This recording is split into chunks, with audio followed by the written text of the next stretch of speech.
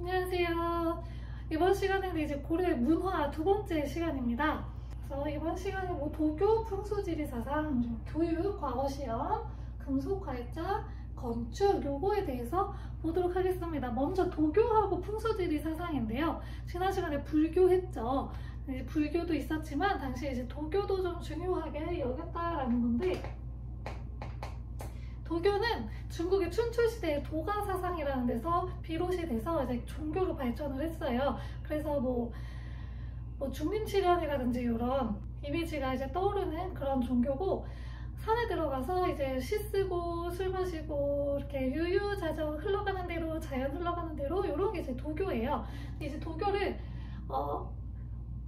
고려는 도교도 좀 중시를 했는데, 대표적으로 우리가 볼 수 있는 게 도교 행사 중에 팔관회라고 하는 행사가 있어요. 이 행사를 태조 왕건이 훈유 10조에다가 굉장히 행사를 중요하게 여기라고 이제 적어 놓을 정도로 도교를 굉장히 이제 중요하게 생각을 했고, 이 도교는 재앙을 좀 물리치고 그리고 복을 비는 그런 종교예요. 그래서 이런 거를 좀 많이 숭상을 했고, 그리고 풍수지리사상 같은 경우에는 이거는 신라 말에 우리가 배웠죠. 신라 말에 호족들이 자기가 다스리는 지역의 중요성을 좀 부각시키기 위해서 풍수지리사상을 적극 활용했다. 그리고 신라의 수도였던 경주 중심의 그런 사상에서 벗어났다라고 이야기를 했죠.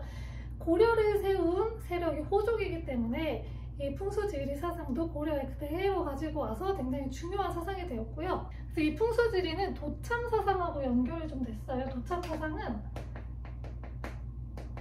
미래, 지금 말고 현재 말고 미래의 그런 길흉화복을 좀 이렇게 예측하는 걸 도참사상이라고 하거든요. 미래에 뭐 좋은 일이 일어날지 나쁜 일이 일어날지 이런 것을 예측하는 게 도참사상인데, 이 도참사상과 연결이 돼서 여기에다가 자리를 잡으면 좋은 일이 생길 것이다, 뭐 이런 거죠.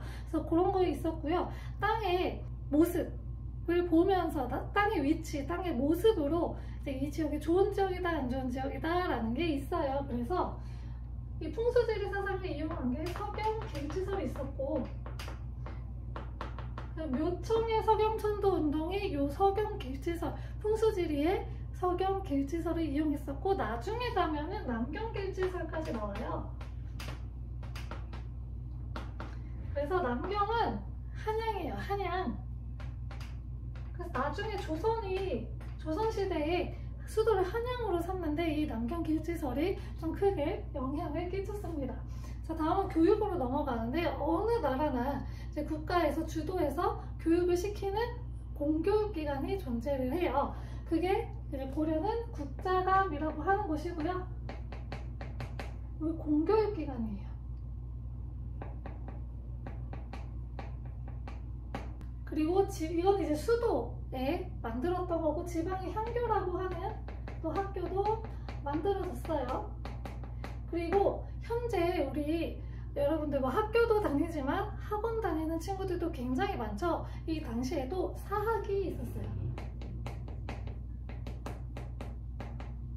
그래서 대표적으로 이제 사학 12개, 12도라고 하는 게 있는데, 그 중에서 문헌공도가 좀 인기가 많았다고 해요. 최충이라고 하는 사람이 만든 문헌공도가 인기가 또 많았다고 합니다. 그래서 이런 사학도 이제 흥행을 했는데, 사학이 너무 흥행하다 보니까 좀 공교육이 죽어요. 지금 우리나라하고 좀 비슷하죠. 지금 우리나라도 이 사교육 시장이 커지고 하다 보니까 학원에 이제 의존도가 많아지게 되니까 공교육 그 학교가 좀 많이 죽고 있죠. 학생들이 학교에서 선생님 무시하고 또 수업 시간에 제대로 듣지도 않고 잠만 자고 좀 이런 게 많아지게 되는 게 고려시대에도 있었다라는 거예요.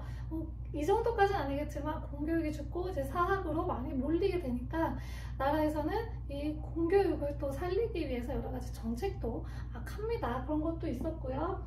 그리고 우리 초반에 고려 광종 때 과거 시험이 우리나라에서 이제 최초로 시행이 됐다고 했잖아요.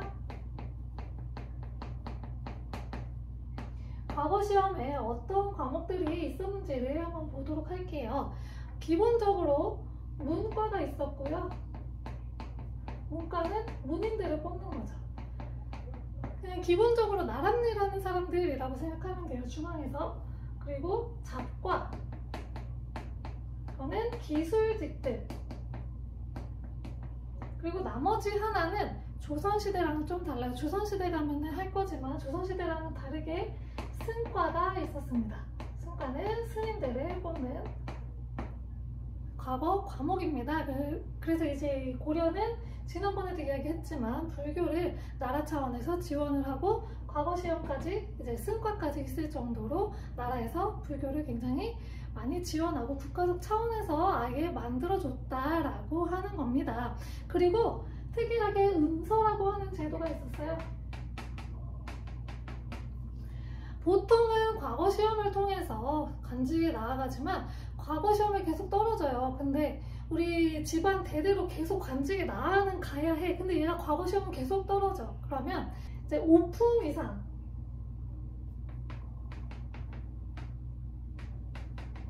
5품 이상의 고위 관직자들은 자기 자손을 추천을 할 수가 있어요. 그래서 걔네들은 과거 시험을 보지 않고서도 관직에 나아갈 수 있게 한 게 음서제도인데,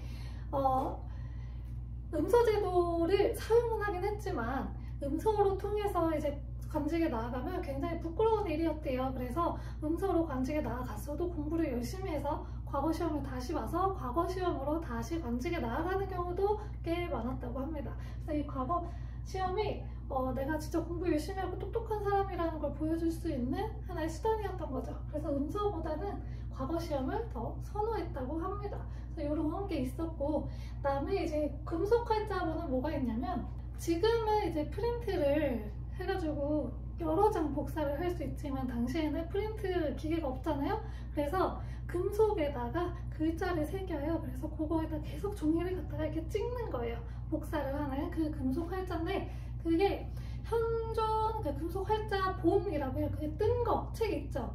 그 종이로 된 책, 요거로 뜬 거, 금속 활자로 뜬 책을 금속 활자 본이라고 하는데, 이 금속 활자 본이 현재 이제 실물이 전해지는 건 없지만 가장 오래된 거라고 전해지는, 기록으로 전해지는 상정, 고금, 예문이라는 게 있고요. 현재 실존하는 것 중에서 세계에서 가장 오래된 직지심체 유절이 있습니다. 이 직지심체 유절이 가장 오래된 거라고 밝혀지기 전에는 원래 독일에서 구텐베르크라고 하는 사람이 만든 그 성경 책이 가장 오래된 거라고, 금속활자본으로는 가장 오래된 거라고 알고 있었는데, 우리나라의 역사학자셨던 박병선 박사님께서 직지심체 유절이 가장 오래된 거라고 밝혀내셨어요. 그래가지고 이게 이제 인정을 받게 됐는데, 직지심체 유절이 상권하고 하권으로 나눠져 있어요. 근데 현재 우리 프랑스에 지금 소장된데, 프랑스에 소장된 건 하권이거든요. 상권은 어딨냐? 어디 있는지 몰라요, 지금. 그래서 이걸 만약에 여러분들 중에 누군가 찾게 된다면 교과서에든 어디에든 여러분들의 이름이 계속 실릴 거예요. 그래서 한번 눈 크게 뜨고 한번 찾아보세요. 이 학원은 왜 프랑스로 가 있냐면, 프랑스 사람이 사갔어요, 옛날에 구한말에. 그래가지고 프랑스에 가 있어서 이거는 다시 돌려받기가 조금 힘들 것 같은데 돌려받았으면 좋겠어요. 누가 근데 사간 거라서. 우리나라에서 좀 더 비싼 돈을 주고서 좀 가져왔으면 좋겠는데 프랑스에서 안 주려고 하니까 좀 그것도 안타까운 현실이죠. 아무튼 요런 직지심체 유절도 있다는 거. 직지심체 유절 세계에서 가장 오래된 금속활자 본입니다. 자, 그리고 마지막으로 건축물인데요. 먼저 불상부터 보면, 불상은 논산에 있는 게 하나 있고, 건축사라고 하는 절개 하나 있고요, 파주에 하나 있는데, 이 두 가지 말고도 더 많아요. 근데 이때 특징은 뭐냐? 특징이 중요하죠. 크고 개성이 있다. 굉장히 커요, 모습이. 그리고 통일신라 시대의 그 석고랑 같은 그런 정형화된 미 있죠. 굉장히 아름다운 그런 모습이 아니고 그냥 굉장히 개성있게 생겼어요. 왜 그러냐? 불상이 이제 호족들이 지방에서 자체적으로 만드는데 이게 자기를 보여주는 거예요. 그래서 내가 이렇게 큰 사람이다 라는 것을 자기 권력을 보여주기 위해서 크게 만들었다라고 전해집니다. 그래서 불상이 대체적으로 큰 모습을 하고 있고 개성 있는 모습을 하고 있고요. 그리고 건축물들을 좀 몇 개 보면은 고려의 건축물의 큰 특징 두 가지가 있는 게 주심포 양식과 다포 양식이 있어요. 여기 포가 기준인데 포가 주심포 같은 경우에는 이 포가 일단 뭐냐면 지붕 밑에 이렇게 있는 그 지붕을 받치고 있는 무게를 이제 받치고 있는 포를 이야기하는 건데 주심포 같은 경우에는 이 지붕 있잖아요. 지붕이 있고 여기에 기둥이 있어요. 그럼 주심포는 이 포가 어디에 있냐면 기둥 위에만 있는 게 주심포예요. 그리고 배흘림 기둥 양식을 보통 같이 갖고 있어서 기둥이 일자로 쫙 만든 게 아니고 가운데가 볼록하게 나와서 안정감 있게 보이게 하는 그런 역할을 해요. 그래서 주심포 양식의 배흘림 기둥을 갖고 있는 대표적인 곳이 영주에 있는 부석사라고 하는 절의 무량수전이라고 하는 건물이 있어요. 그 건물이 있고 그리고 예산 수덕사 대용전이 있어요. 여기도 배흘림 기둥 주심포 양식입니다. 여기가 대표적으로 있고 그리고 다포 양식은 그럼 어떻게 되냐? 지붕이 똑같이 있죠. 얘도 이렇게 기둥이 있을 거예요.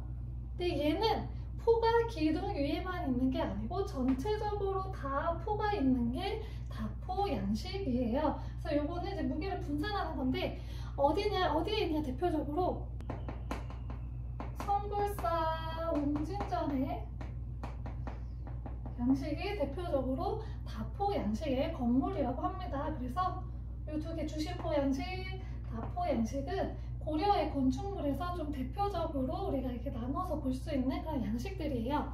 그리고 마지막으로 이제 탑을 볼 건데요. 이 고려시대의 탑은 특징이 각이 되게 많아요.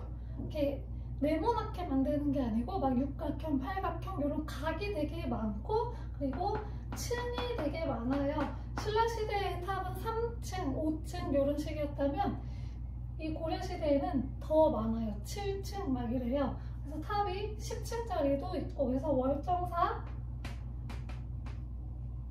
8각 9층 탑이 하나 있고요. 경천사지 10층 석탑이 있습니다. 대표적으로 이 두 개가 있고 월정사 8각 9층 송나라의 양식, 경천사지 10층 석탑은 원나라의 양식을 좀 본떴다고 합니다. 그리고 승탑이라는 것도 있고 승탑은 스님의 사리를 넣어둔 탑이고요. 탑비라는 것도 있고 탑비는 그 스님의 업적을 적어놓은 비석이에요. 이런 것들도 만들었다고 합니다. 고려의 문화 이번 시간까지 두 차례에 걸쳐서 다 보았습니다. 다음 시간에는 이제 고려의 막바지예요. 원 간섭기, 몽골이 침략을 하고 간섭기가 있었다고 했잖아요. 그 간섭기 때 어떠한 변화들이 있었는지에 대해서 보도록 하겠습니다. 감사합니다.